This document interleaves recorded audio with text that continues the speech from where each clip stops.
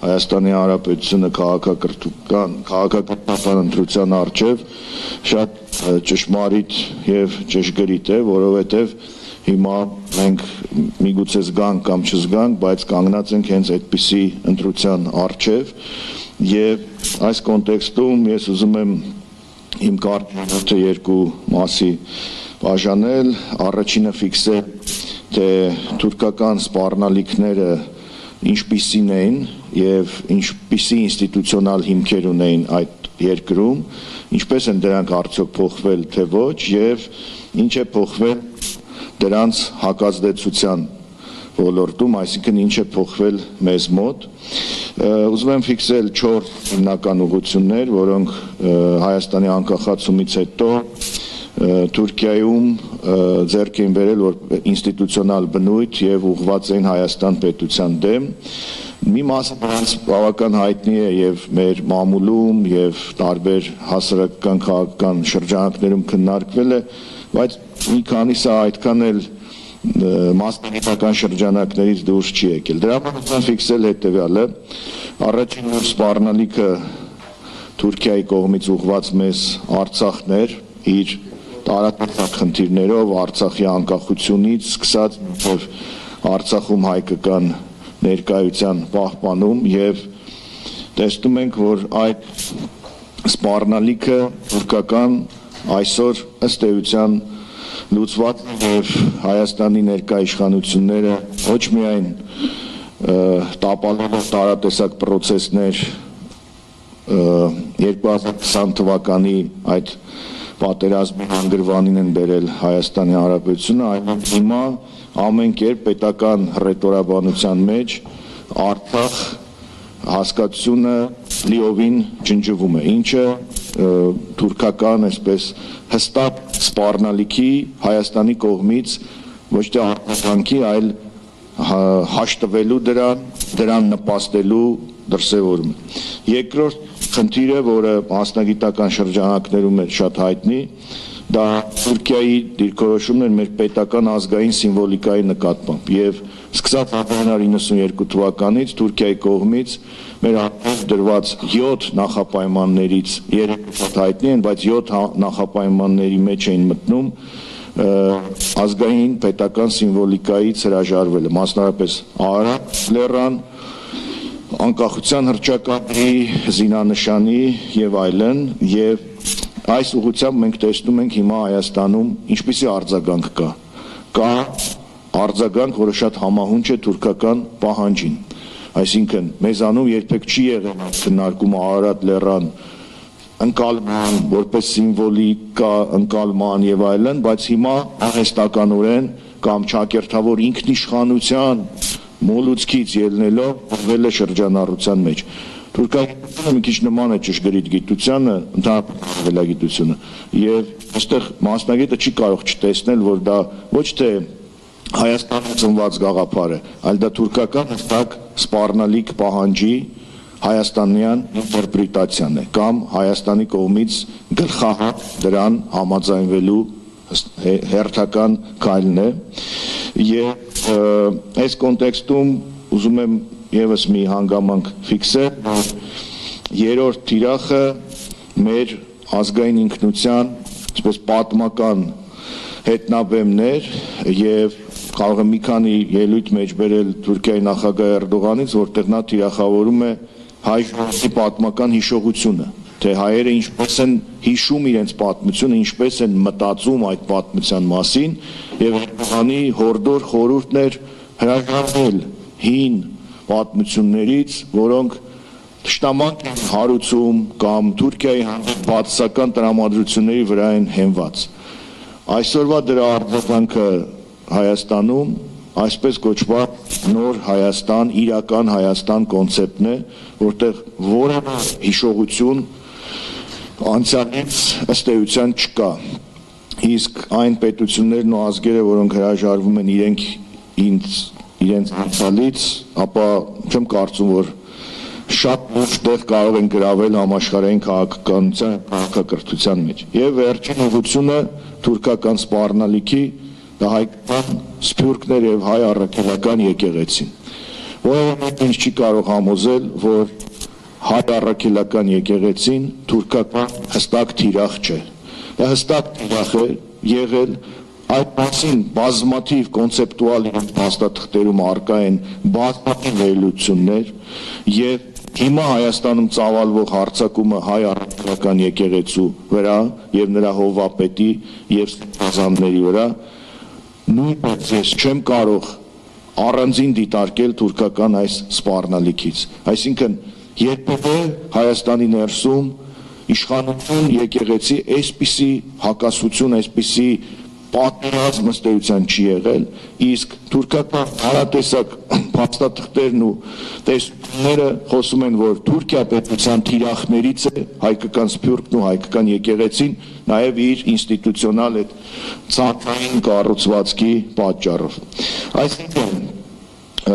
Թուրքիայի համար Հայաստանը որպես ռազմական ինչ-որ ագրեսիայի թիրախ այդքան չի դիտարկվել, ինչքան դիտարկվել է հայկական ինքնությունը, Հայաստանի հասարակության ազգային պետական ինքնությունը որպես թիրախ եւ նպատակ է դրվել դրա փոփոխության։ Հիմա ինչ որ մենք տեսնում ենք հենց այդ ազգային ինքնության, ազգային պետական ինքնության փոփոխությունն է։ Ոստի կարող ասել, որ Թուրքիան ոչինչ չի փոխվել, թուրքիական սպառնալիքները նույնն են, եթե ինչ-որ բան փոխվել է Հայաստանում, փոխվել է Հայաստանի պաշտպանվելու գիտակցումը, փոխվել է հասարակությանը ներկայացվող Թուրքիայից բխող սպառնալիքների էությունը։ Եվ եթե ամփոփեմ այս հատվածը, ապա Հայաստանը ներկայացնում այս քաղաքակրթական ընտրության միջև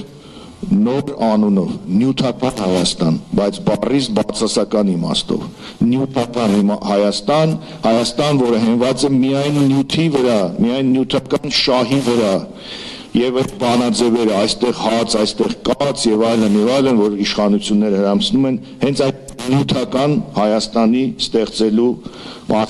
Եվ ես բնականաբար դեմ չեմ արդի իրողություններին համահունչ զարգանալուն, դեմ չեմ արդի տեխնոլոգիական զարգացումներին եւ այլն, բայց աշխարհի որևէ ազգից չի պահանջվում մոռանալ սեփական ինքնությունը, խեղաթյուրել իր ինքնությունը, խեղաթյուրել իր անցյալը եւ խեղաթյուրել իր պատմությունը հանուն խաղաղության, հանուն ինչ որ նյութական բարեկեցության եւ երկրորդ հատվածը շատ կարճ այսօրվա ավելի առարկայական թիրախներից մեկը այսպես կոչված Զանգեզուրի միջանցք հասկացությունն է, որը նորորյա պանթյուրքիզմի դրսևորում է եւ այն մարդիկ, որոնք ծաղրում են եւ չեն տեսնում դրա վտանգները, ես բնութագրով դժվարանում եմ գտնել նրանց, բայց հարցը այսպես դիտարկել վերջին զարգացման կոնտեքստում։ Բոլորը ողջավորված խոսում են Թրիպի մասին, Թրամփի ուղու, եւ եթե ապից խոսենք որտեղից է ծագել այս գաղափարը, ինչպես դա հրամցվեց, գաղափարը ծագել է ագրեսիայի գաղափարի ծնունդ տվող ագրեսիան,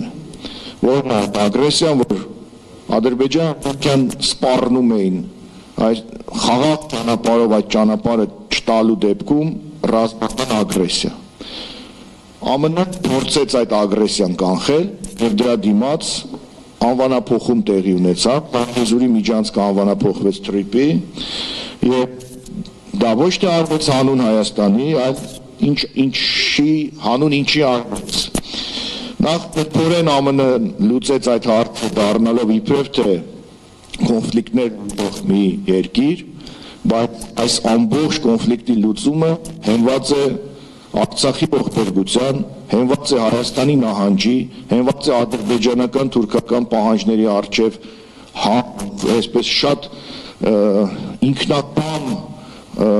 այսպես կքվելու եւ այդ բոլոր պահանջները անելու մտայնության վրա։ Երկրորդը ճանապարհ բացվեց Իրանին մեկուսացնելու, Ռուսաստանը դուրս մղելու, իսկ Հայաստանը որպես քաղաքական գործոն ըստ էության ոչնչացնելու։ Եվ այս ամենի կոնտեքստում կրկին մեզ ինչ է արտարկվում, նյութական Հայաստանի տեսլական, այսինքն դուք մի մտածեք, որ Սյունիքի հանդեպ ինքնիշխանությունը տուժում է, դուք մտածեք, որ դրա դիմաց բացվում են չիպի գործարաններ, արհեստական բանականության ինչ-որ էլեմենտներ են մտցվում եւ այլն, ավելի շատ փող կստանաք եւ երբ որ քննարկում են երբեմն մասնակցում են, ասում են ինչ պատմություն, ինչ ճանապարհ Հայաստանի ինքնիշխանությունից պետք անել,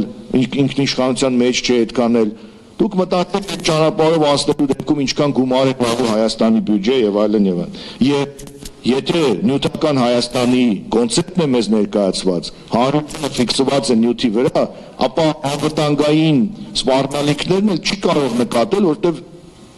ամենաշատ կարևորել է նյութականը։ Եվ այդ կոնտեքստում այդ ինքնիշխանության տնազը կներեք, երբ Թրամփը ասում է ուղղակի ոտքի կանգնեք, Փաշինյանին եւ Ալիևին իրար ձեռք սեղմեք, չգիտեմ ինչքանով է ինքնիշխան, եթե մեկ ուրիշ գերտերության լիդեր նման ձևով ոտքի կանգնեք ձեռք սեղմեք, ինձ թվում է այստեղ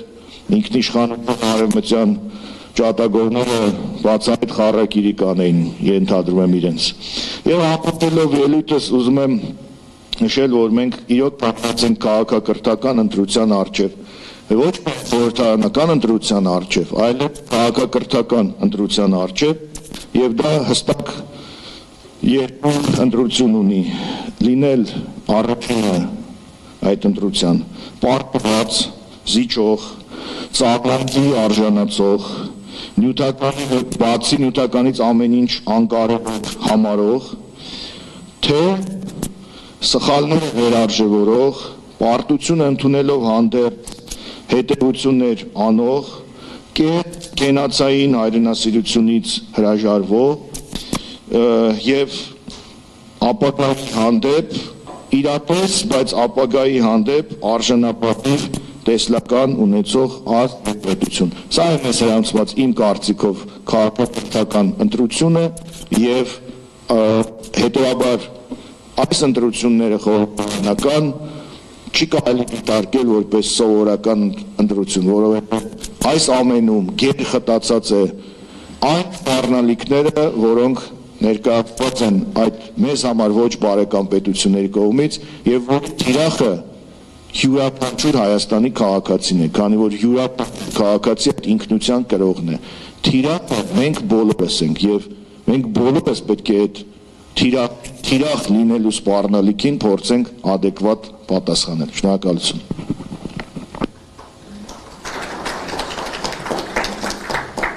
Շնորհակալություն, պարոն Մելքոնյան, ես վստահ եմ, որ դուք տեղյակ եք, որ Թուրքիայի կարմիր գրքում, որը 100-ամյակների համար է գրված, ի տարբերություն մեզ, որ ընդհանրապես չունենք նման ռազմավարություն, թիրախավորված է հայոց առաքելական Սուրբ եկեղեցին, շատ հստակ է դա։